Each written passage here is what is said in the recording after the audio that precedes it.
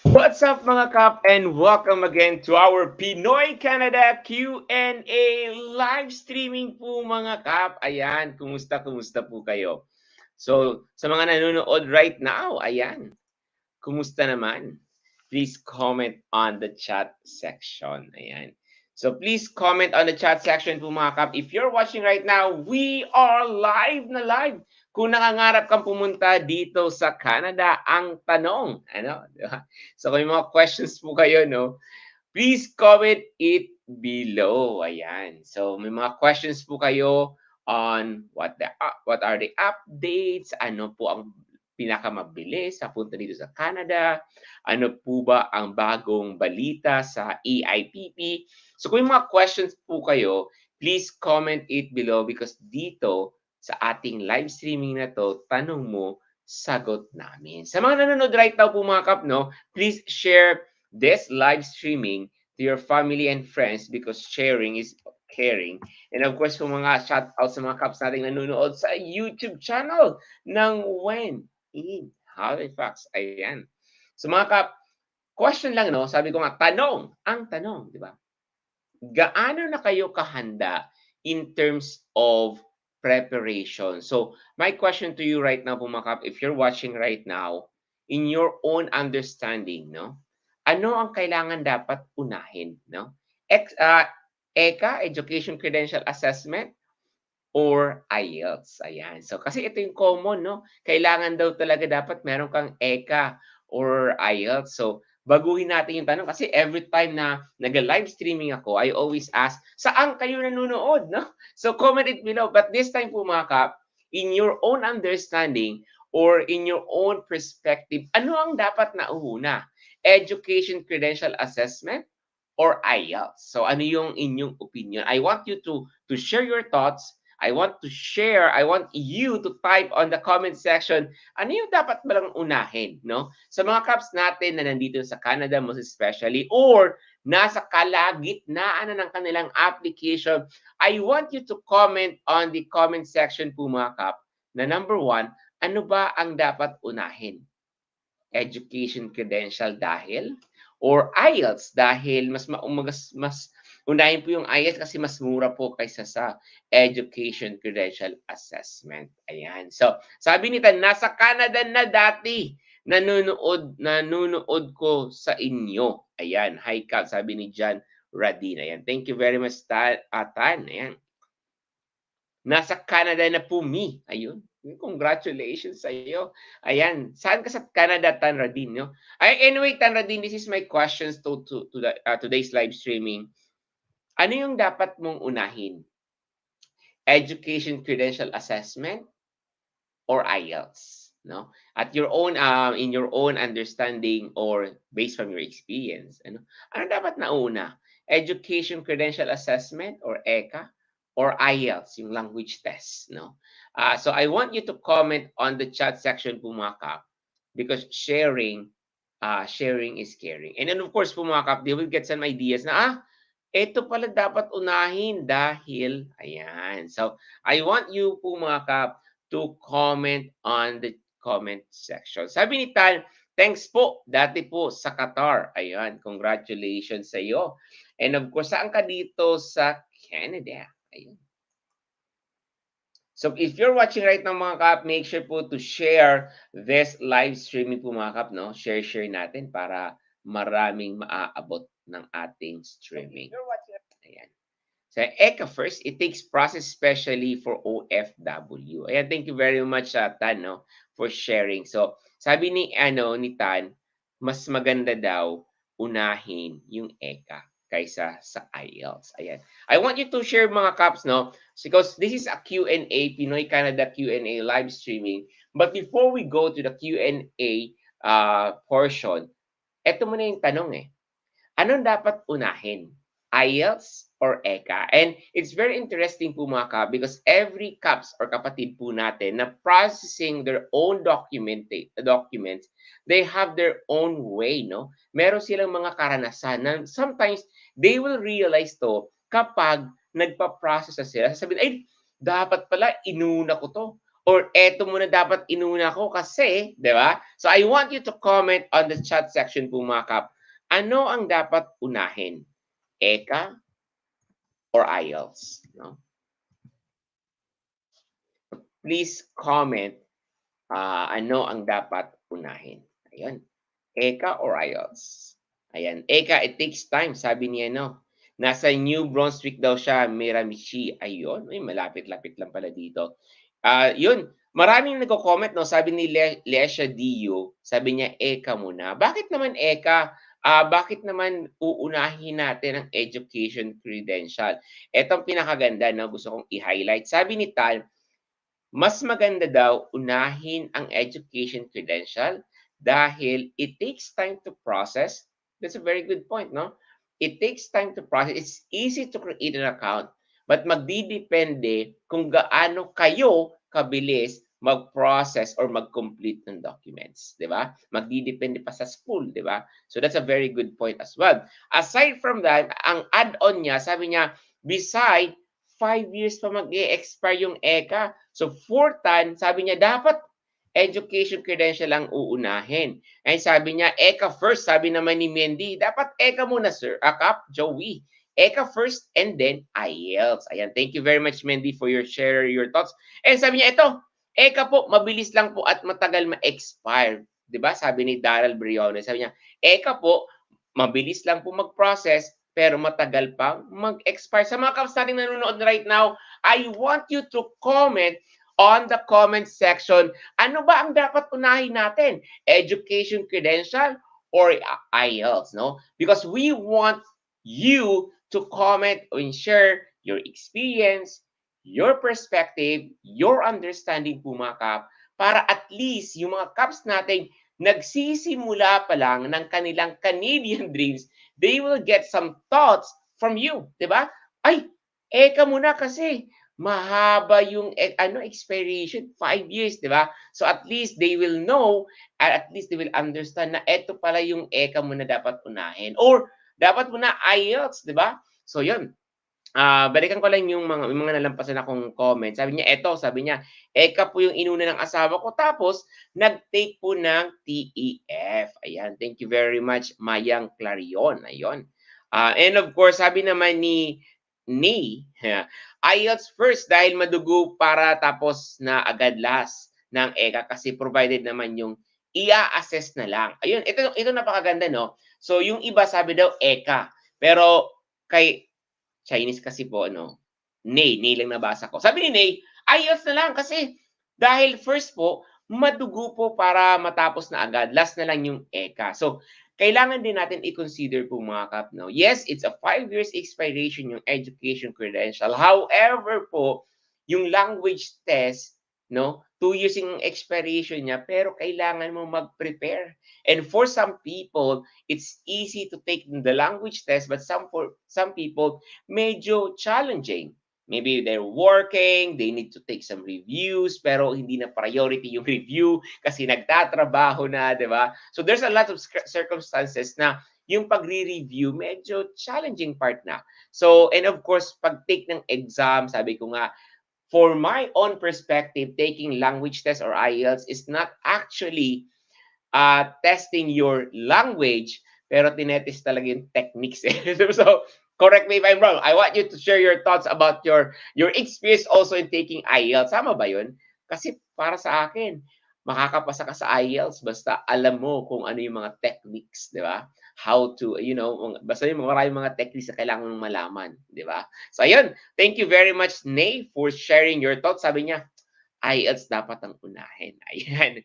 So, sabi naman niya, ni Hannah, thank you very much, Hannah, ECA first, since pwedeng matagal ang process ng school, such as in my case, praise God, kahit matagal, na consider as master's degree. Ayun, equivalent. Napakaganda, no? Etong napakaganda ni Hannah, sabi niya, matagal, pero at least, very optimistic. And you know what po mga Kap, if you are dreaming to immigrate here in Canada, sabi ko nga, dito talaga matitest ang inyong patience, di ba? So talaga patience, and of course, a motivation po mga Kap, So just imagine, naghintay na ito si Hannah, and then later on, bumalik ang result niya, master's degree equivalent, di ba? So, later on po mga kap, ano ba yung advantage if you have a master's degree equivalent in your education credential assessment, di ba?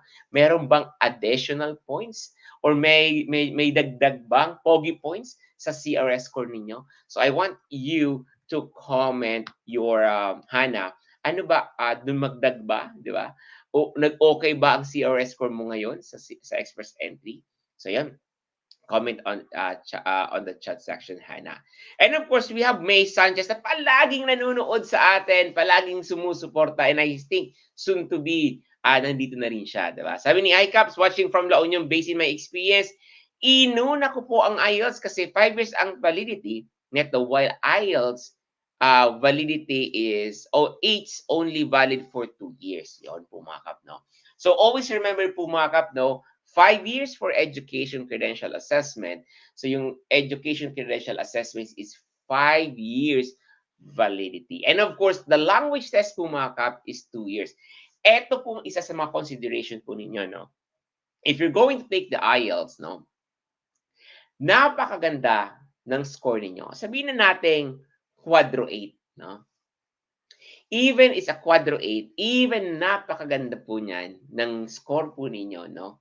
Pag mag-expire, expire na yan. Hindi nyo na magagamit po niyan, di ba? So, make sure po mga kap that you need to strategize kung ano ang uunahin nyo. Siyempre, for me po mga kap, it will vary from person to person. But anyway, that's why we are here, yung mga kapatid po natin that already processed their education credential assessment, na-process nila yung IELTS, they're sharing their thoughts and their experience. So, if kaka-join mo lang po mga kap, kaka-join nyo lang sa live streaming na to, I want you to comment right now your experience, your own perspective, your own understanding. Ano ba ang dapat nating unahin? Education credential assessment or the IELTS or the language test? Alin ba dapat? Eka, IELTS, di ba? I want you to comment in the comment section kasi nakakatuwa ang mga comments po ninyo because it really helps sa mga Kaps natin nagsisimula pa lang mangarap pumunta dito sa Canada. Sabi niya, Eka muna, i-accomplish then IELTS. Eka, 5 years validity, IELTS, 2 years expiry, lang habang nag-aantay ng ECA, review na muna. Maigi ng IELTS, then take ng exam. Napakaganda ng advice naman. Sabi niya, yes, it did. 128 added points. Ayan, tatanungin natin si Mel. Mel, pag may master's degree ba, equivalent yung education credential, talaga bang gumaganda or tumataas yung IELTS? Ano yung mga indications? But anyway po mga kap, huwag na natin patatagalin. Tanungin natin ang ating licensed immigration consultant, si Miss Amelia. Ano ba ang dapat unahin, no? Education credential assessment nga ba na sinasabi ng mga Kaps natin right now na, uy, eka kasi mahaba yung validity, or the language test kasi ano daw kailangan mag-prepare di ba? Kailangan paghandaan. So let's ask Miss Mel right now, ano ba dapat unahin? Miss Mel, kumusta? Good morning, Ano everyone. ba ano ba ang talagang may bungad na tanong, no? Kumusta, Miss Mel? Okay naman. Pero ano mga talaga, Miss Mel, ang dapat unahin?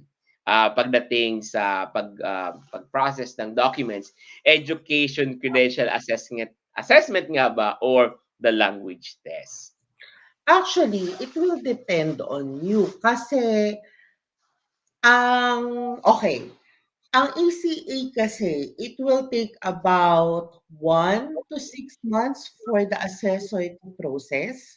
Samantalang ang IELTS kapagka naka-secure ka ng test date is automatic after 7 days or sometimes 10 days is lalabas yung result. So, number 1 is kung yung eskwelahan mo, so let's say graduate ka ng 4-year course. At saan mo gagamitin? Is it only for express entry or is it for other pathway? Kasi bakit ko hina-highlight kung other pathway o hindi? Kasi for example, yan ay AIPP at ang requirement lang is high school graduate. So, regardless kung gaano kataas yung natapos mo, kung 4 years ka, automatic yan, high school graduate talaga ang lalabas. So, kung gano'n ka-specific yung requirement na kailangan, then puwede ka mag-WES. Kasi ang WES, tawag do'n, 1 month lang ang processing. Mhm. Pero kung halimbawa gagamitin mo siya ng express entry, siyempre naghahabol ka ng mas mataas na score pagdating sa education. So, kung hindi ka kasali doon sa mga top universities ng Pilipinas, as much as possible, then try to do the ECA with other assessor like IQAS, ECA, IQAs, ICES. Ang problema sa kanila, medyo matagal ang processing ng kanilang education assessment. So sometimes naglalaro between 2 to 4 months, depende pa yan kung gaano ka kabilis magbigay ng mga documents. So, yun yung mga importante. Pero, dapat ang una mong gawin is pa-assess ka muna or self-assessment. Kasi bakit lagi tayo bumabagsak sa gano'n? Dahil una sa lahat, kung hindi tama yung assessment, kahit na advance or pinakamataas na IELTS score, ang score pa rin mababa. So, maraming kailangan laruin pagdating sa Mhm. ganyang pathway. Yeah. So, Miss Mel, with regards to that question, anong dapat unahin, education credential or the language test? Ang pinakaano natin is, tanong muna is, anong program mo, 'di ba? Ano yung Yes. program or saan mo gagamitin? Kasi for example, kung ano yung pathway mo, 'di ba? Kasi Miss Mel, paano pag um, nag-decide ang ating mga Kaps or kapatid natin mag-aral dito sa Canada. Sabi niya, gusto ko na lang mag-international students, di ba? So, pag education credential, pag international student ba, Miss Mel, kailangan ba ng ECA? Nawala ba ako? Naputol ka. Nabudol ako, sorry. Pag international student ba, Miss Mel, kailangan ba ng education credential assessment? Hindi po, kasi yung kinukuha nating ECA sa mga assessor, hindi po siya naka-design kung ikaw ay mag-aaral dito sa Canada. So, pagdating sa educational assessment, yung kinukuha natin is only good for immigration. Ngayon, kung mag-aaral ka, merong isa pang klase ng assessment na mas, kumbaga deeper doon sa assessment ng immigration na kinukuha natin. Kasi sa immigration per se, ang tinitignan lang nila is ano natapos mo, ano ka pantay nun dito sa Canada.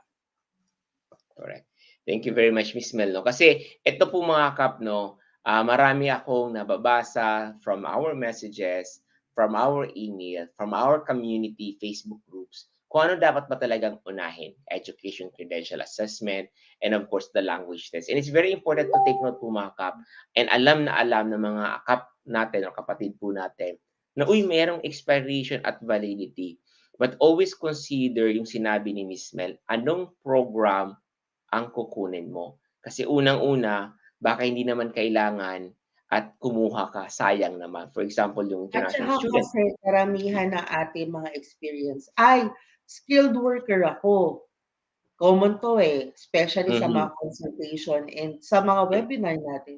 mhm, Skilled worker ako, pero tawag dun, ako po ay nasa 45 years old na, 46 years old na. mhm, Tas 'pag tinignan mo yung kanyang job title, yes, skilled ka, pero hindi yan yung one of in-demand, group or in-demand job dito sa Canada. Example of a position, mhm. insurance provider o yung mga agent. Yeah, they're skilled. However, hindi gano'n kataas yung demand dito sa loob ng Canada because they have to get another set of licensing pagpasok mo dito sa Canada. So kung makikita mo, even on the past history ng express entry, wala pa akong nakikita na nagkaroon ng ITA based on the fact na insurance sila. So, yun Yes. yung kailangan mong tignan. Kasi baka Mhm. mamaya yung posisyon mo hindi yan yung usual na kinukuha for ITA. So, kahit Mhm. na mag-lodge kasi hindi naman importante na, okay, mag-e-express entry ka, anong process ba nun? Number one, kailangan mo maglagay ng profiling. Number two, kailangan mo makakuha ng invitation to apply. So, Mhm. hindi ibig sabihin na may profile ka, automatic magkakaroon ka ng ITA. Absolutely. Ang Mm. pinaka-aim dun is more than sa profiling, kailangan ang i-assume mo or kailangan mo i-claim magkaroon ng ITA. Kasi kahit na ikaw ay may profile, kung wala kang ITA, hindi po uusad yung application. Same goes with AIPP. Kung meron kang English exam, meron kang IELTS, pero wala kang employer, wala pong ipo-process si government sa'yo. So, hindi mo pa rin maisa-submit yung Yes. application. So, what's the Abs essence? Absolutely. And I think do'n tayo bumabalik, Miss Mel, na with the proper assessment 'no, kailangan ninyong i-assess or magpa-assess kayo ng inyong background. That's why po mga Kap, we invite you to visit our website, KAP Unity Canada, nandiyan po, kapunitycanada.ca, and click our Get Free Initial Assessment. Or check our chat box right now, sa comment section, nag-send na din po ako ng link. So, try to visit that one. It's free po mga Kap. At least you will get an idea kung ano ang dapat ninyong gawin. Ayun. Thank you very much, Miss Mel. And ito na. So if you have more questions po mga Kap no, about immigrations or you want to clarify something, please huwag kayong mahihiya kasi dito sa ating Pinoy Canada Q&A every Friday, tanong mo, sagot namin. Ayan. Sabi ni ni Mindy Eka first and then IELTS. Eka mas mabilis po, matagal po ma-expire. And of course, sabi ni Hannah, first time pwede pong Eka first since pwede matagal ang processing ng school, such as in my case, praise God, kahit matagal na na-consider yung master's degree equivalent. Sabi naman ni Lesha DU, Eka muna po i-accomplish din IELTS. Ayan, maigi IELTS, take the exam. Ayun. Habang nag-aantay daw ng Eka, then mag-ano ng IELTS. Dito bumabalik, Miss Mel, yung tanong natin, anong program mo? 'Di ba? Kasi Yeah, baka kasi masabi let's say, eto contradicting sa kanilang suggestion, yeah, okey na unahin mo ang ECA versus IELTS kung alam mo kaagad na mataas ang makukuha mong score sa IELTS. Paano kung hindi? So, mag-e-expire pa rin ang ECA, hindi mo pa rin name-meet yung or hindi mo pa rin nakukuha yung required na score absolutely. na kailangan mo. It will take time as well. Some of us can get the IELTS score in a matter of 2 to 3 years. One day. Eh, meron ka ng ECA. So, ibig Mhm, sabihin, nagamit na yung 2 to 3 years ng ECA mo bago ka mhm. pa rin magkaroon ng IELTS. So, you have ano yan, based ako lagi ko sinasabi, it will be based on the program first, kung ano talaga plano mo. Yeah, Pangalawa is mas kilala mo ang sarili mo. absolutely. Kasi Yeah, kung alam mo na although there's no doubt sa mga Filipino na, hindi natin kailangan mag-review ng IELTS kasi it's just a basic English. Pero hindi dahil sa magagaling ang mga Pilipino, automatic lahat tayo makakakuha ng 9. Right? So mhm. pagdating sa factor na yun, mas kilala mo ang sarili mo. So kung Yeah, tingin mo na, okey, alam ko sa sarili ko na one take, kahit di ako mag-review, maximize ko yung IELTS, then go with the ECA first. Pero kung mhm. ikaw yung alam mo sa sarili mo na medyo, "Ay mahihirapan ako kasi ganito ang Absolutely. reason ko," ganyan. Then Sometimes mas sinasabi ko na unahin muna natin ang ang IELTS, IELTS. Kasi ang IELTS may factor yan na it will depend nawala ka. course ang kinuha mo either 3 years or 4 years lang ang ibibigay. Alam mo kaagad yung result, so walang problema kay ECE. Yeah. So yun. Napakagandang perspective 'no, kasi different perspective 'no, from experience, from a licensed immigration consultant, and for the general views ng mga tao. Pero I will also highlight yung sinasabi mo ni Miss Mel na alamin niyo yung programs ninyo, and at the same time, try to assess yourself. Kung mag-take ako ng IELTS, gaano 'to katagal? Kasi ano siya, itong usapan na 'to pagdating sa IELTS, very subjective, 'no? Kasi hindi mo naman puwedeng sabihin natin, ako take 2, siya take 1. To be honest, ako po mga pakap, ilang beses ako nag-take ng IELTS din. So, 'di ba?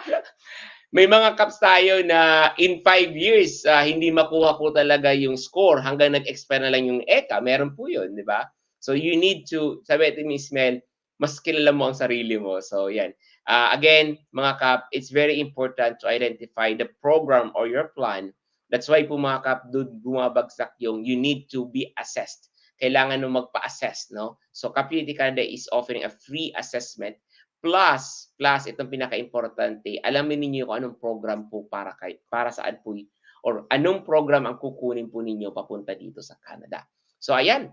So let's have, I think ito yung pinakaunang question. Ito yung kasing panimulang question natin Binaliktad natin Sila kasi nagtatanong sa atin, Miss Mel. Ngayon, tinanong natin sila bago tayo magsimula para may engagement, 'di ba? So, maraming salamat sa mga Kaps nating nag-engage. Salamat sa mga nagbigay ng tips, perspective po ninyo and experiences. Maraming salamat. We really appreciate you. And of course, eto na. Sabi ni Gigster World, hi Kap Miss Mels, for study pathway, may idea po ba kayo anong timeline ngayon ng approval? Regular at SDS application ko po. Mas matagal ngayon ang SDS, kaya karamihan sa amin ng mga consultant, mas pine-prefer namin right now ang regular pathway kasi mas mabilis na lumabas. So just to give you an insight, ang usual processing time will depend kung saan nilodge yung application. Pero for Philippines, naglalaro between 1 to 2 months. Thank you, Ms. Mel. Sabi ni Gigs, another question po regarding student pathway. After lodging the application, gaano po katagal bago ko ma-follow up ang status sa IRCC? Tignan mo muna kung ano ang processing time sa sa CIC website para makita mo na kung ikaw ba ay lagpas na o hindi. Regarding follow-up is kung lagpas na yung processing time sa CIC website, then tsaka ka mag-follow up. Kasi there's no point na kasasubmit mo lang after 3 days. Tapos nagpa-follow up ka na ngayon. Isa lang ang isasagot ng government. Your application is still on process. So yun lang yung isasagot nila sa'yo. So sayang lang din. Yeah, thank you, Gigster, for your question, no? So, napaka-importanting i-take note po ninyo, no? So, i-check the processing time, and then pag more than na doon sa processing time, that's the time you going to send a status update or ask for status update sa web form. Sabi ni G. Kalimlim, hi, good day po, KAP Unity. Ask ko lang po, anong ibig sabihin ng willing to sponsor? Thanks po sa sagot.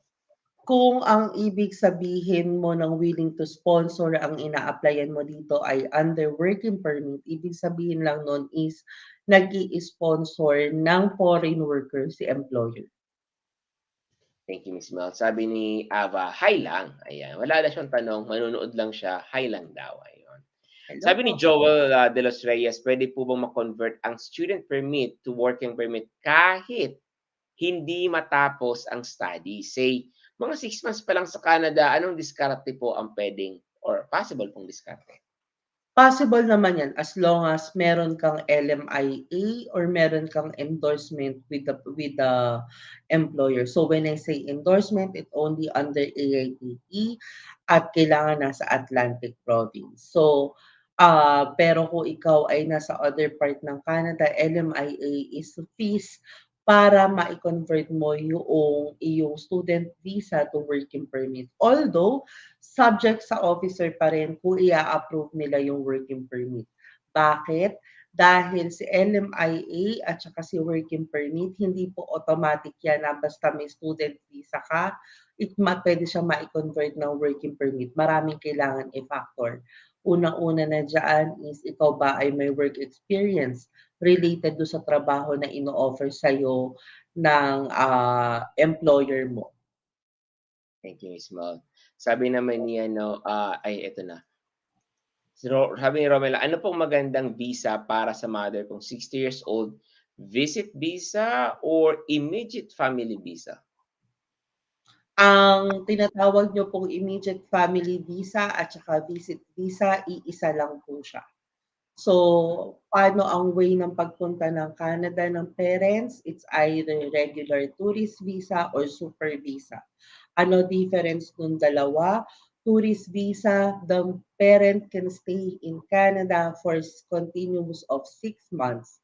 However, kahit na ang nakatatak sa passport niya is more than or let's say valid for 4 years, pero ang single entry po niyan is 6 months lang sila pwedeng magstay.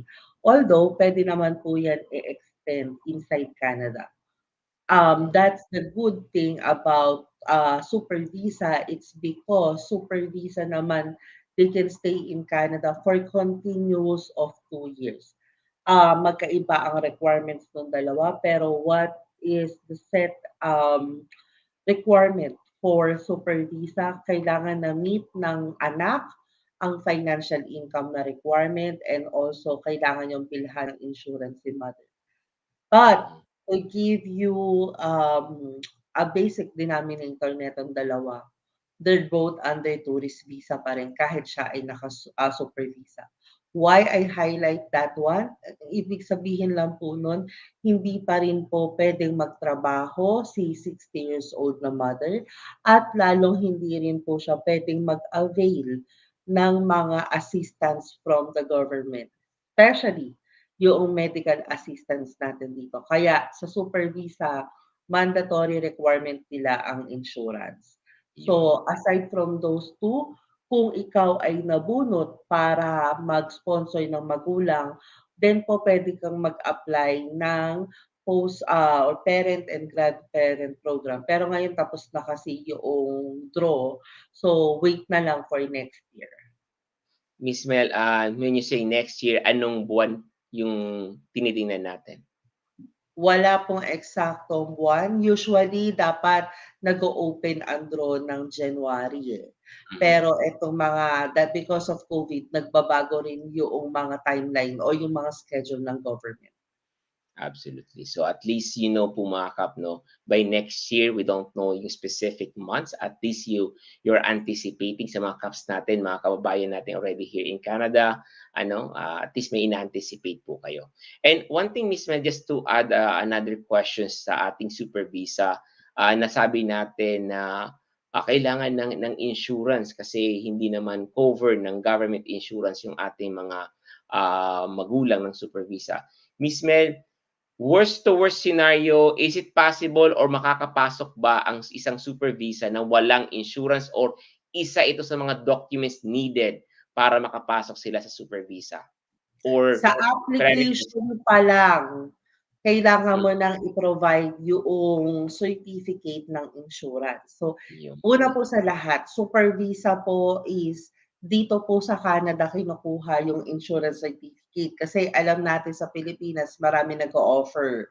So, Absolutely. hindi po kayo sa Pilipinas bibili kung hindi Hmm, po dito sa dito Canada. sa Minimum po na amount na kailangan ang coverage ng magulang is at least 100,000 Canadian dollar. Canadian Ano pa dollars. yung isa?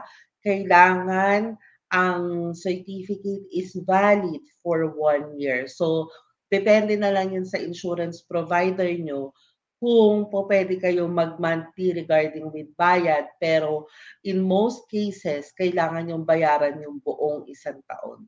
Isang taon. Ayan, Miss Mel. Alam ko, Miss Mel, it's one of your services. Can you invite if someone is watching to look Definitely. into? And we're also connected with different insurance provider all around Canada. So Mhm, because insurance provider po, hindi po porket insurance provider ka for Alberta, po pwede kang mag-offer niyan for someone na papunta ng Saskatchewan. mhm, We as insurance provider, we need to be licensed as well doon sa province na pupuntahan nyo. So, for mhm. any other information or for quotes, you can always message us at KAP Unity Canada. And if we do not have the license for the particular province, we can connect you with the right providers. Thank you, Miss Mel. I think it's very important to get an idea kung anong dapat gagawin. And now, you know kung saan at paano kukuha. Thank you very much, Miss Mel. Ito, super visa na pag-usapan natin, kailangan ng insurance pag-apply pa lang. Paano yung tourist visa lang na 6 months, Miss Mel? There's May no need. insurance ba rin? There's no need. It's not mandatory. Mm-mm. Pero as insurance license or license insurance provider, I always suggest na kapag ka ang punta nila dito ay tourist visa, especially with that age, kailangan kahit papaano you have to be kailangan mas advance ka mag-isip. Kasi nakikita mo lahat ng mga balita dito, especially for roamer na nandito ka na sa Canada. We all know because of COVID, ang dami nagkaroon ng problema ng mga parents. Sad to Totoo. say, maraming namatay na mga parents dahil sa COVID, dahil they cannot afford the ICU. Or even if they does, one day in ICU, mahina ang 18,000 Canadian dollar mo. Kung magkano lang naman ang insurance, let's say $40 a month, compare mo naman sa 18,000 per day mo sa ICU. So, kahit papaano, maiiwasan mo mamroblema kapagka if kahit kasi 'di ba, hindi mo naman Totoo. kinukuha yung insurance for the sake na, sigurado kang magkakasakit si mother. Pero as preventive measure 'yan, eh. So, magkasakit, naka-ready ka. Kung hindi, much better. Kung hindi mo man magamit, 'di ba ako, 'di bale ng gumastos ako ng additional $60 a month, kesa naman sa mamroblema ako na saan ako kukuha ng pambayad. Kasi marami nagsasabi, "Ay hindi naman po mandatory po 'yan." So, Yes. additional Mm-mm. gastos ko 'yan. True, additional Totoo. gastos. Pero at Mm. least naka-ready ka, ano man ang mangyari, hindi ka mag-aano na, "Ay, hindi ko madala sa doktor." Kasi one visit in the doctors, depende sa ano, sa clinic, it will sa mga naka-tourist visa, it can cost for $100 to $300. Check-up pa lang 'yan. Iba pa po ang usapan ng gamot. Kapag naoperahan, iba pang usapan nun, 'no? Ay, So, iba pa always yun, consider abot po na mga ng kap 100,000. Marami yes, kasi nagsasabi na ang laki naman ng requirement ng government. Actually, yung 100,000 na yun, kung ikaw ay maliit lang, magkaka-COVID, siguro yung sa ICU part, yung 100,000 baka nasa 1 linggo mo lang yun, 2 linggo. totoo. So, at least po mga kap 'no, if you are planning to get your, family relative, mag-super visa man 'yan or mag-tourist visa man 'yan, you need always to consider the getting insurance kasi hindi natin alam ang health ng ating pamilya once they are here in Canada. Most especially, always consider po mga kap 'no, sa edad na ganyan, always consider yung tinatawag nating yung weather change or temperature change. Nagbabago lang temperature, nandiyan yung ubo-sipon, 'di ba? So, yun. Anyway, thank you very much for your question, Rumer, Custodio, all the way from Dartmouth, Nova Scotia. Ayun. Sabi ni Gab, sa student pathway po after 2 years program, dapat po ba ma-experience maka-work bago makapag-apply ng PR? Actually, the reason bakit ka makakapag-apply ng PR, it's because of the work experience acquired inside Mm, Canada. So, mm, malaki ang factor ng iyong magiging trabaho para makapag-apply ka ng permanent resident. mhm. Bakit kung gano'n na kasi common 'to, eh. So, kung gano'n naman ang sitwasyon, bakit kailangan ko mag-student visa pa rin kung magbe-base naman pala sila sa working? The difference between that, it's because kapagka ikaw ay nag-aral at ikaw ay nag-aral sa isang public school, ang magiging epekto nun is allowed ka for PGWP. So, under the PGWP, hindi mo kailangan ng job sponsorship. Makakadiretso ka under ng working permit, definitely, from outside the country. Yun nga lang is, kailangan meron kang job sponsorship from Canadian employer. Why would I highlight Canadian employer? Kasi kung hindi po especially para doon sa mga ating call centers or even sa mga IT, common kasi ito, eh, na remotely dinadala nila ang trabaho sa Pilipinas. Pero ang nangyayari kasi, example lang is, hindi Canadian company yung nag-o-offer ng trabaho. Let's say they are based in US or in Australia or in Europe and they offering you a job na makipag-partner sa isang Canadian company. Wala pong ganun dito. Mhm. Why? Dahil una sa lahat, sino pong papayag na employer na sa iba ka magtatrabaho pero ang liability is nasa akin? In layman's term, kasi may nagtanong sa atin yan Joey. Aha. So, bakit imposible yung ganun setup? Parang ganito lang yan eh.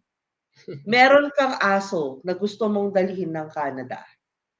Ngayon yung aso, ipapaalaga mo sa hindi mo kakilala. Papayag ka ba? Mhm.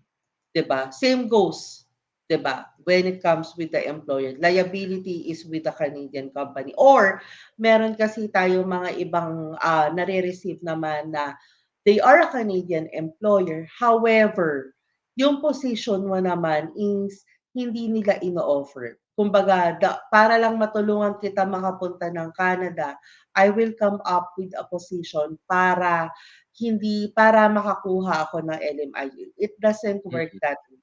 Example nito, isa akong hospitality industry provider. Let's say Mhm. accommodation provider. Meron akong resort. Ngayon meron akong kamag-anak. Kaya lang yung kamag-anak ko is under naman siya ng security. So, Mhm. sa Pilipinas may security ang mga hotel, sa Canada po Mhm. wala. Wala. So, Hmm. para mabigyan kita ng job offer at para mag-match, ang ibibigay ko sa yung position is security officer. Possible kung talagang meron kang security officer na nandiyan na located na ngayon. Second thing Mhm. is, yung iyo bang worker is meron ng license, the same ng mga security officer na nandito sa Canada? Then if the answer is yes, then possibly naman na pwedeng itawid. Kailangan lang niyang mag-match. Hindi po porket si employer ay registered business dito sa Canada, automatic pwede kami mag-hire ng worker. Mhm. It's one of the requirement, pero marami pa siyang iba pang requirement na kailangan mo i-consider. Absolutely. Palagi niyong tatandaan po mga kap 'no, if you're applying for work here, dalawa yung inyong pini-please. Sa employer, dapat ma-meet mo yung requirements ng employer plus the requirements of the immigration, 'di ba? So dalawa yon, hindi puwede na, "Ay, kilala ko naman 'to si employer," 'di ba? At So saka hindi po tatandaan. puwede yung papasa yung ano, may Mm. employer po ako, may LMIA na po ako. Ibig sabihin po nun 100% pasado po ang working permit ko. So, hindi po gano'n yun nagwo-work. Absolutely. May nagsasabi, "Bakit ako hindi nakapasok? Meron akong employer, kaibigan ko pa naman 'yun, eh," 'di ba? Tapos 'yun, tatanungin ninyo yung immigration pathway, especially sa mga DIY 'no, mga nagdi-DIY, they think na meron silang LMIA na, puwede na 'yun. So you need to understand po mga kap, si employer needs, si immigration needs. Requirements ni immigration, ano ang requirements ni employer. Dapat nami-meet po niyong dalawa. Anyway, sabi ni Dondon, kakatapos ko lang po ma-receive ng ECA, nag-register na po ako sa exam for IELTS, ayun. And of course, sabi okey lang po sabi ni Destiny, okey lang po ba mag-lodge ng express entry profile, then mag-apply ng student visa. Possible ba 'to, Miss Mel? Wala naman pong problema. Always think na ang profile po is not an immigration application. Mhm. So, hindi po ibig sabihin na may profile kayo sa Express Entry or any other PNP program. Ibig sabihin, meron po kayong application on process in Canada. So, if Hmm. that's the case, para matawag siyang application on process, kailangan magkaroon ka muna ng invitation to apply at maka-apply ka talaga doon sa after ng invitation. So, mai-submit mo yung mga documents na kailangan ng iyong ina-applyan. So hangga't hindi ka umaabot sa point na yun, wala ka pa pong immigration application. Hmm. In reality, hindi ka po kilala ni government. So, kasi express entry profile is a computer management po. Hindi po tao ang tumitingin niyan. Kumbaga sa loto, bumili ka na ng ticket, pero hindi ibig sabihin na meron kang ticket, ibig sabihin panalo ka na sa Winner ka loto, na, yun. 'di ba? Napakaganda ng mga example mo, Miss Mel. Sarap siguro ng tulog mo.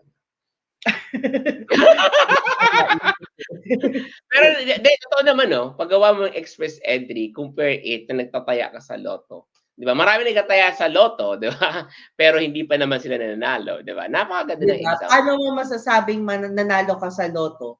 Hindi ba dapat kailangan i-click mo muna yung premyo mo? Hindi ibig Hmm, sabihin na in-scan mo meron kang, ₱20. Hindi ibig sabihin nun na winner ka na. Kasi mm. hindi mo pa kini-claim. Claim mo muna para at least Yan, ma-claim mo rin yung title na winner, 'di ba? Same yun. goes with the express entry. Kailangan mo munang magkaroon ng ITA, kailangan mo munang mai-submit, which is yun yung part ng claim part. Then at saka mo masasabi na meron kang application on process ng government. Mhm. Ayun. Thank you very much, Miss Mel.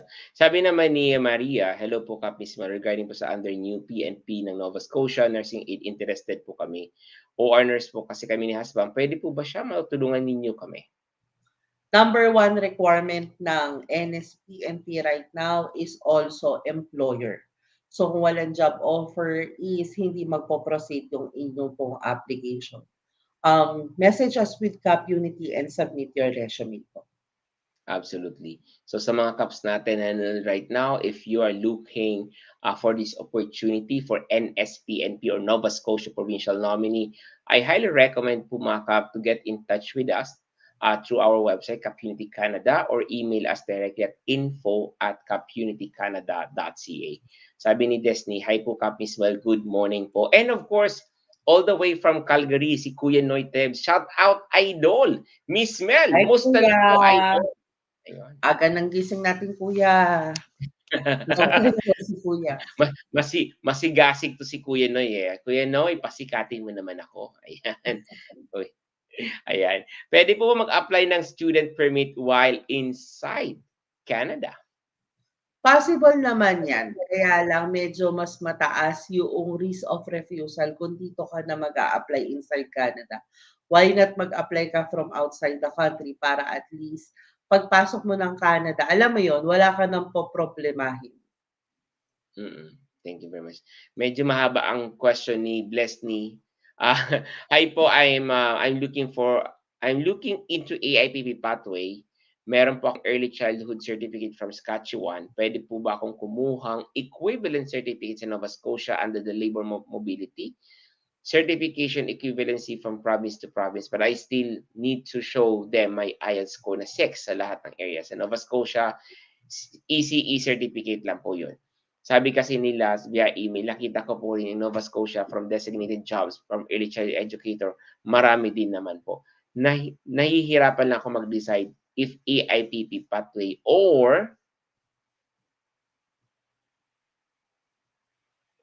nasaan yung or niya? Hindi ko mahanap. Yun na Sige, yung balikan manamis. natin 'yun.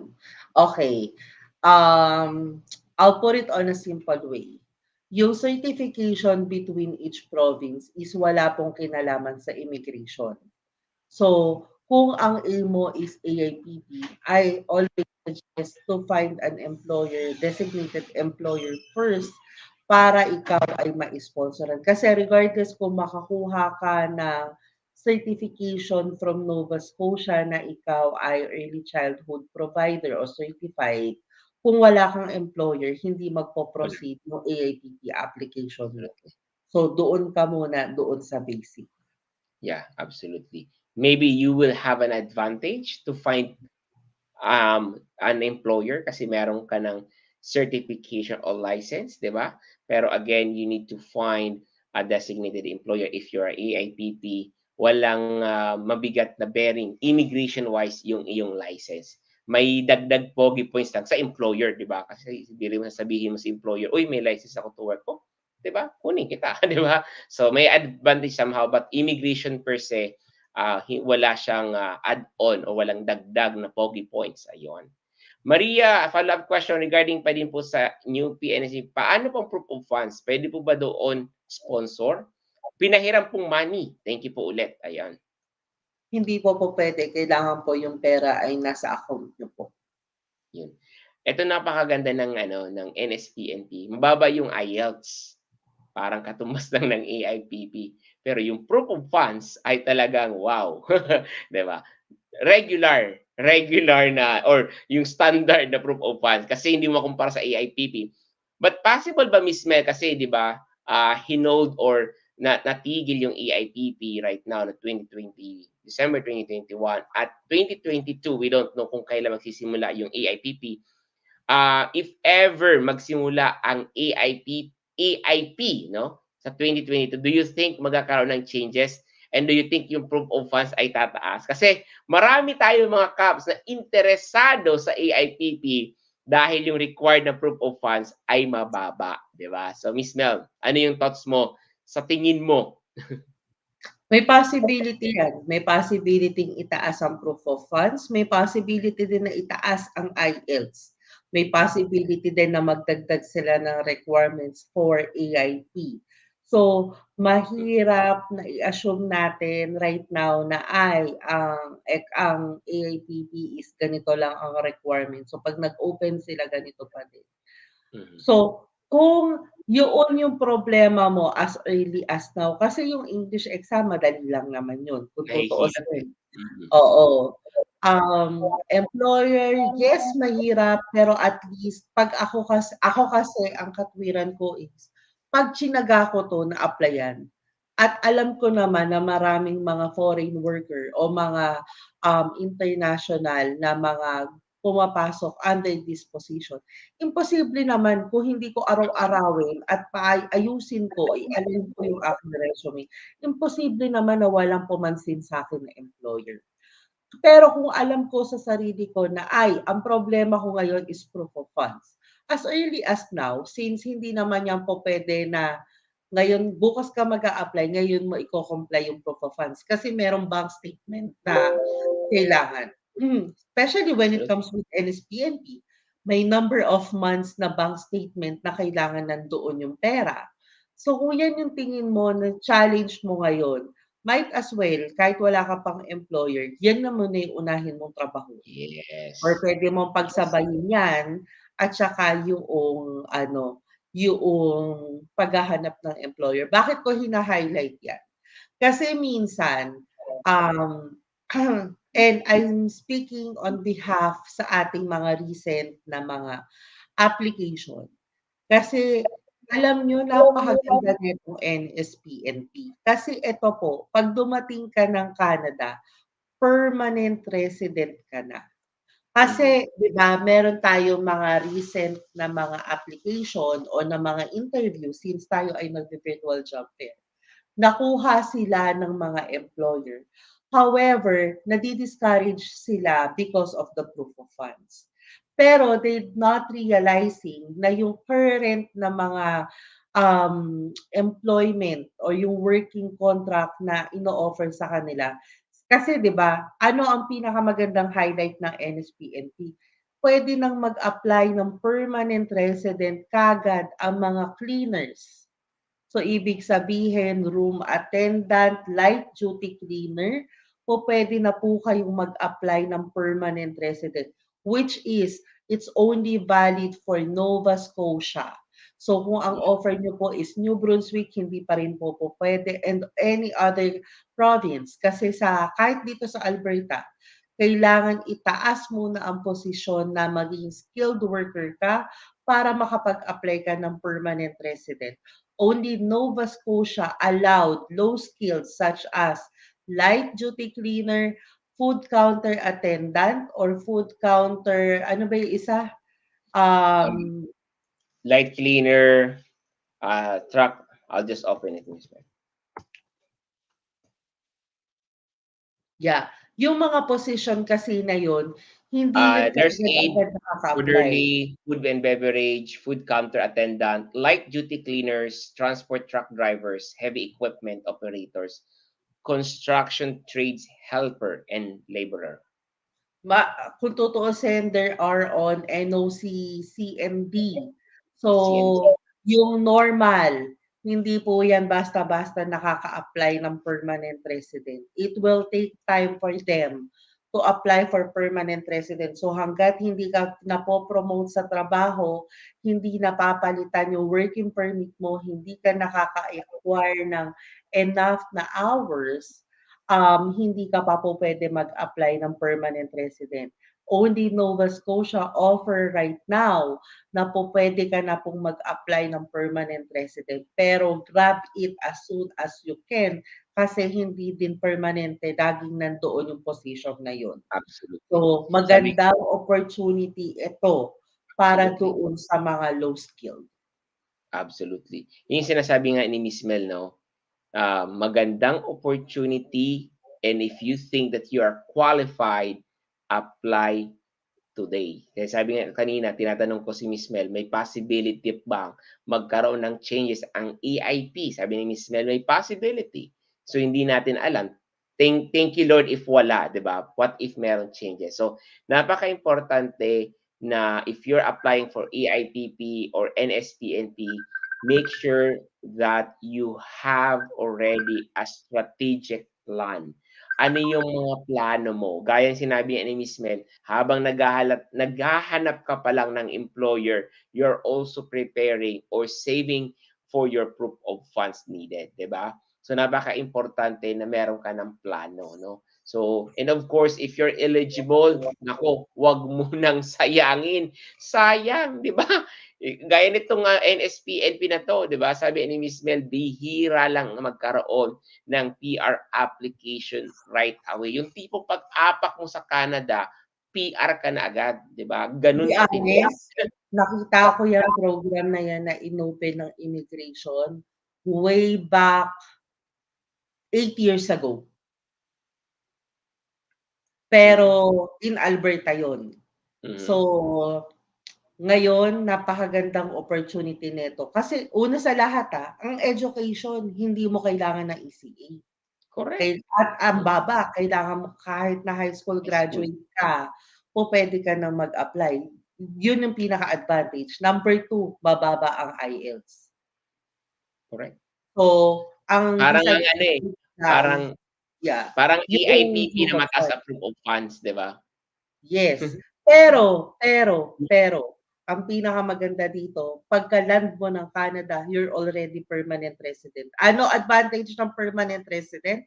You can do whatever you want. Huwag ka lang papatay ng tao. Huwag ka lang kasi 'di ba, baka kasi sabihin nila, "Ay puwede ko pala gawin lahat ng gusto." Yeah, technically yes. Pero dapat hindi ka pa rin mag-commit ng Mm. any crime, at the Mhm. same time ma-meet mo yung residency requirements which is 3 out of 5 years. Pero other than that, gusto mong mag-aral, gusto mong magtrabaho ng 4, kung kaya mo 10, 'di go, walang problema kasi you're 24 hours already ka magtatrabaho, yung wala kang pahinga, ihi na lang, 'di ba, gano'n? Oo, kung gusto mo, why not? Walang pipigil sa'yo, yoon yung maganda. Ano pa pinakamagandang advantage nito? Kasama mo ang pamilya mo. Pamilya mo. Which is kapag yan ay winorking permit mo, hindi mo kasama ang asawa at anak mo. It will take time. Kaya napakaswerte nitong mga mag-a-apply ng NSPNP. Dahil una sa lahat, kami no na, kapag ka ganyan ang posisyon mo, it will take 2, minsan pa abutin ka ng 5 years kung mabagal kang kumilos para makapag-apply ka ng permanent resident. Isipin mo, only Nova Scotia gives you the opportunity na makapag-land kaagad ng kanilang province under permanent resident. Napakaganda po. Yun, thank you very much, Miss Mel. And ang tanong dito, saan po ba kami puwede or paano po ninyo kami matutulungan? Alam ko na yung mga next questions po ninyo, eh. Sabay, eto po mga Kap, I'm going to share a link po mga Kap because right now, we're pulling applicants for our partner employers.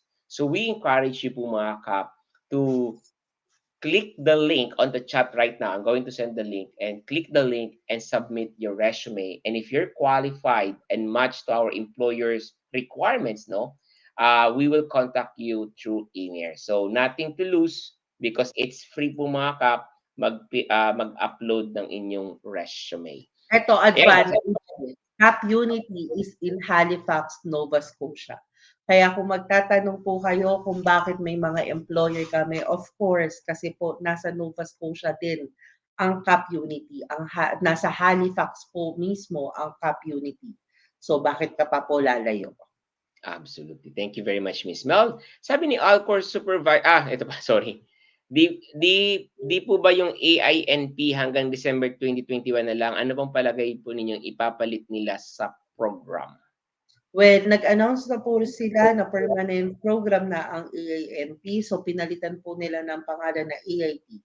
However, nag-close sila for this year na para in preparation with the new program. So, we're hoping na hindi pa sila nagsasabi kung kailan yung susunod na mag-open, pero ang sinabi lang po nila is March of 2022. Yeah. Sabi ni Alcobar, shout out sa inyo, Kap, Joey, Miss Mel, watching from Doha, Qatar. Hi, good evening. Ask mo lang po, pwede po mandalhin caregiver worker, and ang family, husband, and kids along with them to Canada if first-timer applicant for caregiver pathway. Definitely, with the pilot program ng caregiver right now, kasama na po ang family. But you have to apply as soon as possible kasi ang bilis na mag-close ng program. Thank you very much. Sabi ni Romer Castudio, maraming salamat po. Mabuhay po kayo all the way from Dartmouth, Nova Scotia. Salamat. Current marital status ko po is annulled marriage and naka-declare po sa file form ko and may annotated nunality PSA, marriage certificate na din po akong document. Pero sa valid passport ko po is gamit ko pa din po yung surname ni ex-husband until today. Di po kaya magiging conflict sa application ko yon?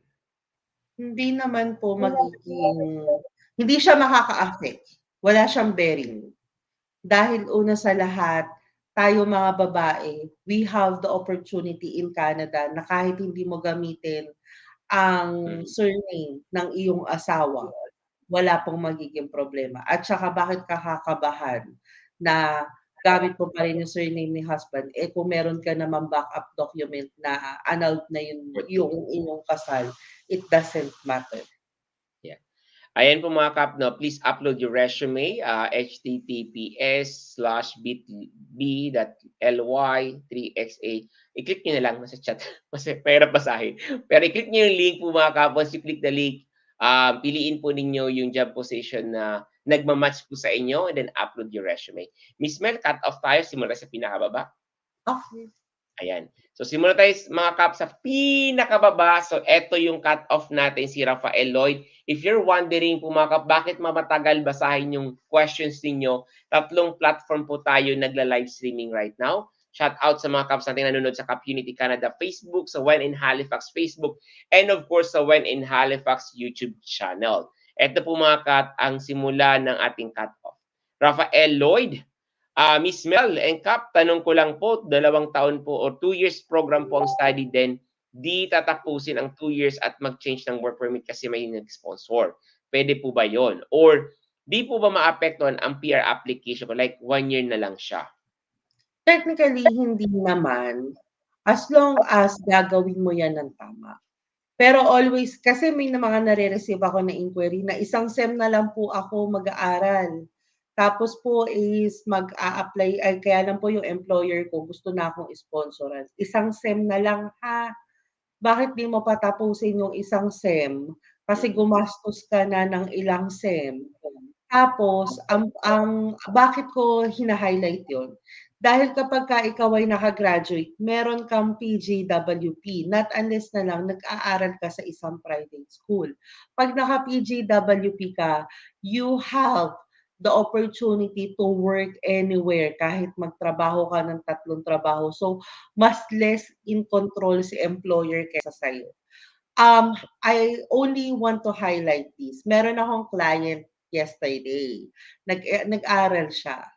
Ngayon nahihirapan na sa trabaho. So, akala niya yung PGWP, pwedeng magtrabaho ka lang sa iisang employer. So, natuwa si client because pwede pala siyang magtrabaho kahit na kaninong employer. Can you imagine that? kung ikaw ay naka-close working permit at medyo abusive si employer. Although there are other pathway naman, pero at least kung ikaw ay bagong pasok ng Canada at may mag-o-offer na trabaho, then go grab it kasi makakatipid ka talaga. Pero kung halimbawa ikaw ay working towards na sa end ng iyong program, tapusin mo na. Get your PGWP, magtrabaho ka ng ilan, mas makakapili ka pa para mas makapag-apply ka ng permanent resident ng sa tamang paraan o sa mas gusto mo. Kasi pagka lumipat ka ng 1 year, wala namang problema. As long as meron kang strategic planning na ginagawa. Absolutely. Thank you very much, Miss Bob. Sabi ni another question, pwede po ba mag-aral si open work permit para makakuha lang ng certificate para makapag-upgrade ng work? Thank you po. Make sure na basahin nyo kung ano yung restriction nyo sa mga permit. Usually, kapag ikaw ay naka-open work permit, hindi ka po pwedeng mag-aral for any course above 6 months. Dahil kung mag-aaral ka ng any course above 6 months, then you need to have your own student visa. So, yun yung highlight nun. So, halimbawa, nag-aral ka, hindi mo alam sumobra ka or yung program na kinukuha mo is more than 6 months, valid naman si open work permit mo. Baka hindi kaya magkaroon ng problema yun, magkakaroon ng problema. So, wag na po. Thank you, Miss Ma'am. Sabi ni Jessie, good morning po, Kap Joey, Mamel, watching from Macau. Yan na po ba ang best pathway so far? Salamat po sa pag-share. Kung ang ibig mo sabihin is NSPNP at na-meet mo yung mga or nagtatrabaho ka doon sa mga posisyon na sinabi namin kanina, then definitely it's a yes. Dahil hindi po palaging ganito ang sitwasyon dito sa loob ng Canada. So if you're qualified right now and you have all the requirements that we need, apply right away. Kasi hindi natin alam kung by next year or kapag ka inoffer o binuksan ang EAP, kung magbabago itong mga posisyon na to o hindi. Absolutely. Sabi ni Corimau ko, Miss Mel, Kap Joey from Cebu, sana po NOC 63113 and 6533. Baka naman po, ingat and God bless. Nakaset na po kung ano yung mga position na eligible po mag-apply for NSPNP. So, check it. If you're qualified for those, then apply na po. Yeah, sabi na, position is food supervisor po, Miss Mel and Kap. Pwede po ba yung Miss Mel sa NSPNP natin? Hindi po. So, food supervisor, hindi po siya qualified under NSPNP. And of course, hi Kap, ano pang requirements IELTS sa NSPNP? Mababa. Pwede mo bang i-ano? Pakita ko na lang para i-share ko screen, Miss mga Kap, para solid ang ating information. Ayan.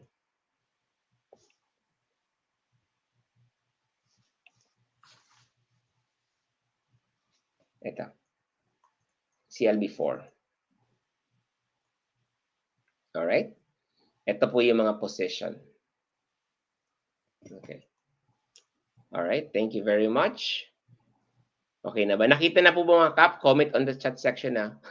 Nakita ko na po. Ayun, dapat. Ganun. Ganers. Sabi ni Angelica Lopez, I have question, Kap Joey Mismel. If natapos po yung contract for 2 years as a work permit, pwede po ba mag-apply for PR? Depende po kung ano po yung trabaho nyo at kung nasan po kayo dito sa Canada. Bakit ko hina-highlight yun? Kung kayo po ay nasa skilled category, then yes. Pero kung kayo po ay nasa low skill, depende na lang kung nasan kayong province.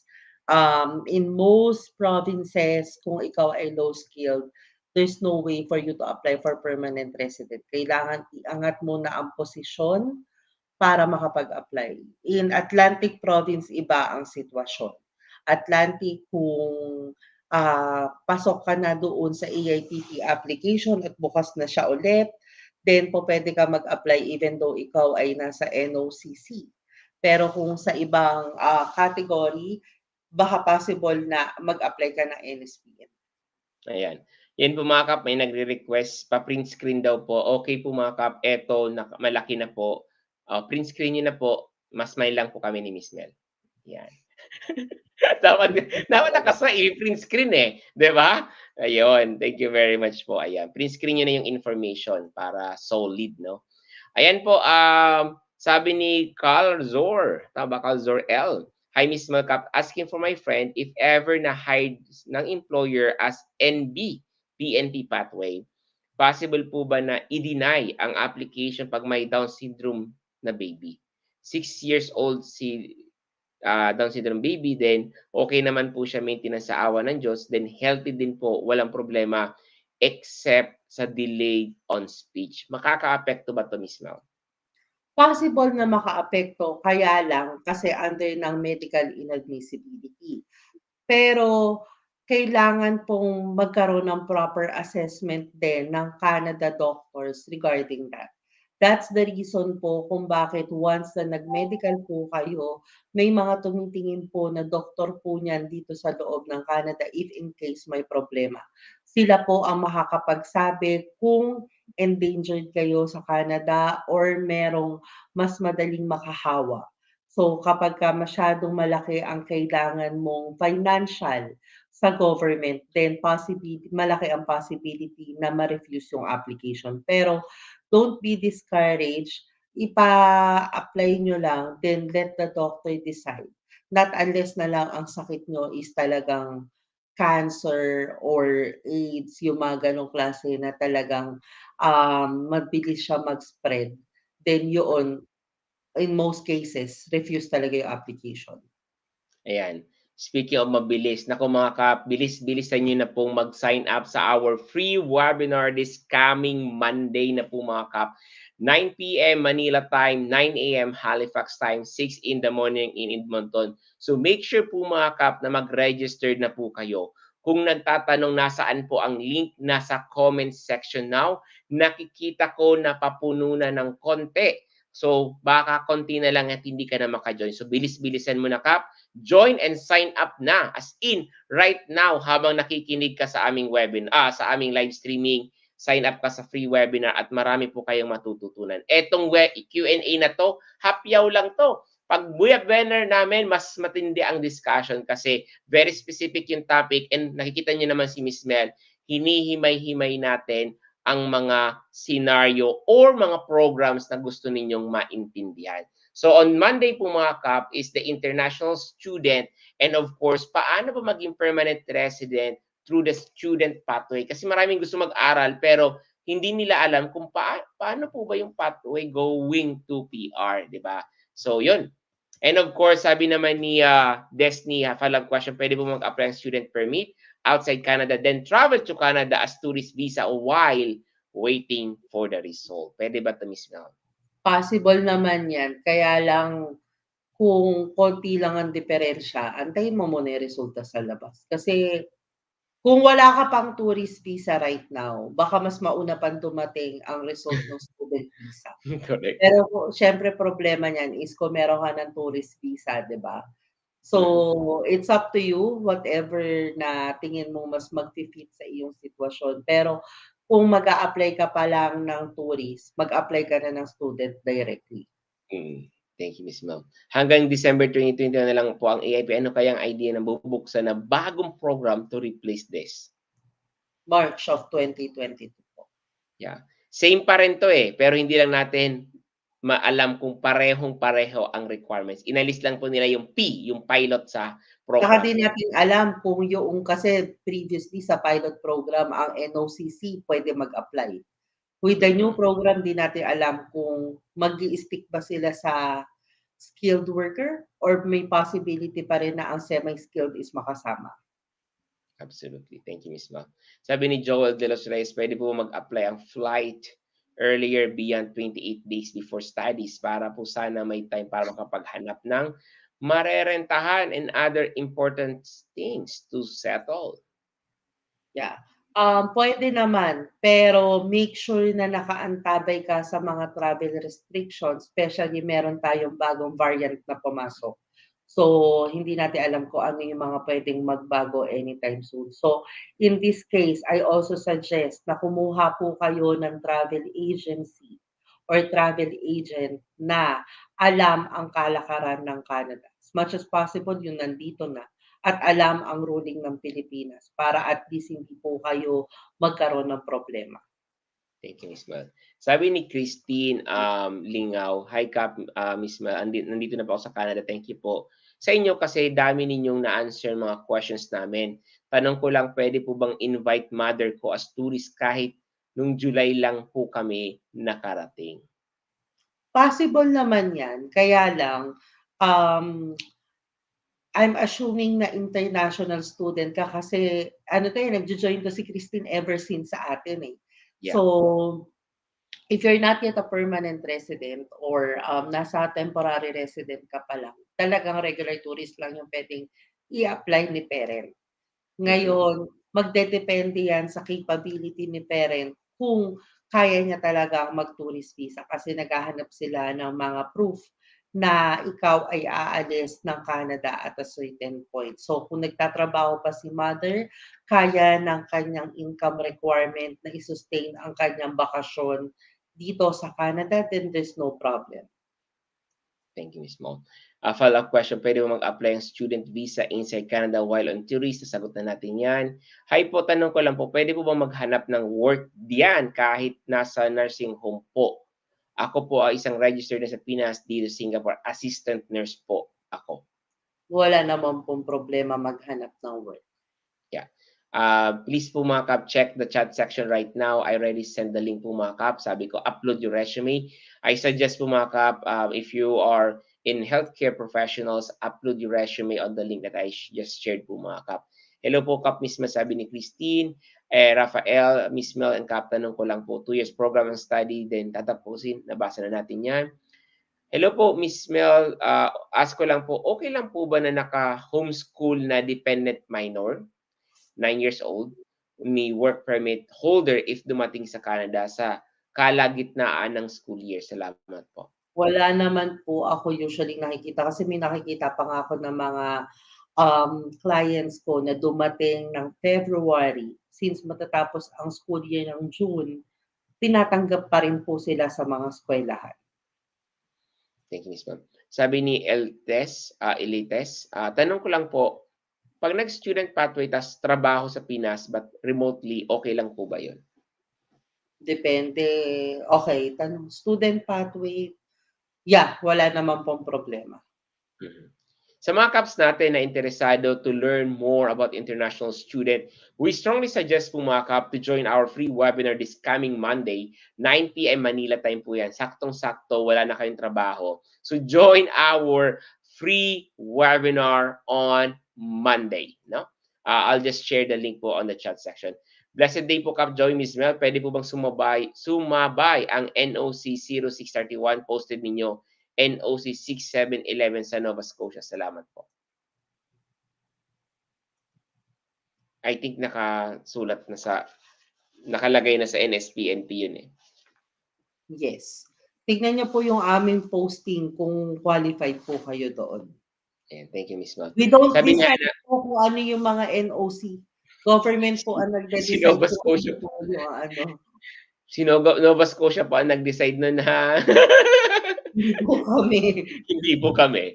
Sayang. What will happen if the applicant receive a job offer applied to increase the CRS score but was nominated in another province? Mababawasan ba ang score? Pwede po ba siyang maging misrepresentation case? Then do not accept the job offer if you already have the nomination from other province. Correct. Thank you, Miss Ano Mel. yan eh, it's a matter of decision making eh. Oo. Job offer between nomination, they're gonna give you more score sa CRS. So, alin doon ang mas gusto mong gawin? Mas gusto mo ba si province na nag-nominate sa'yo or mas gusto mo magtrabaho dito sa nagbigay sa'yo ng job offer? So, the decision is yours. Pero ito yung tinatawag natin na magandang problema. Kasi hindi lahat ng pagkakataon may ganito. So, Yeah. yung meron kang flexibility na ikaw ang mamili, napakagandang problema niyan. So, ano sa dalawa ang mas gusto mo?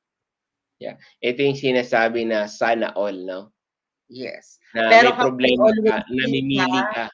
yeah, ang job offer, hindi yan job offer na binigay sa'yo ng yung letter lang na, "Oh, I'm offering you a job." Hindi po yan ganyan ha.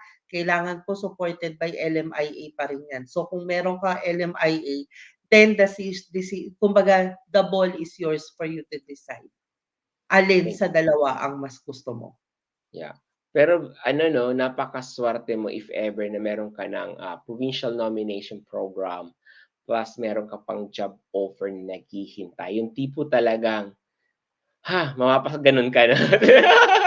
Kasi yung Yes. iba yung iba natin, express entry ni invitation to apply or umabot yung ideal score hindi nga makaabot-abot pa, 'di ba? Or naghahanap ng employer, hindi din makahanap-hanap ng employer. So mapapasabi ka talaga, sana all, 'di ba? Pero, congratulations in advance and sana makapag-decide ka, timbangin mo lahat, 'di ba? Timbangin mo lahat, sa pagdesisyon mo. Kung nahihirapan ka mag-decide, nako, huwag kang mahihiya to reach out at KAP Unity Canada because we are here to help you as well. Most especially if you're planning to do it on your own or DIY because KAP Unity Canada is also offering a DIY assistance service. So sabi ni Joel De Los Reyes, if na-approve na po kaming visa for my intake, pwede po bang kayang umalis na mas maaga? I think nabasa na natin to. Yes. Ayan. Watching from Manila. Ayun, sa iyo Ana. Sabi ni G, IMM 5645 family info, no spouse po. NA po bang i-declare and status po is wala naman pong NA section ng marital status. Should I fill out by hand or leave it blank? Ito po kasi ang form na ito, ang critical na application for refusal. Kaya dapat accurate daw po pag-declare. I don't think there's no problem with that because even if you leave it blank or you put it an NA on it, it doesn't matter. Wala ka naman talagang spouse, Hmm. 'di ba? Ito yung na-annulled. Siya yung na-annulled. Oo.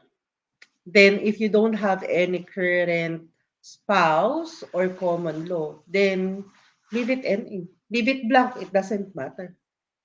Yeah, thank you. Sabi ni Fidelity, "Hi, any idea po sa AIPP still active next year? Naabutan po kami ng deadline na employer ko last November 12 to process our endorsement." They have to wait for the new announcement. Yes.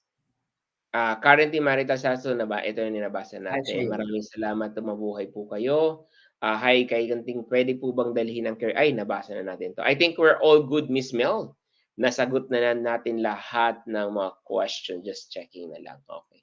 So anyway po mga Kap, before we end our Q&A live streaming, we would like to invite you to join our free webinar this coming Monday.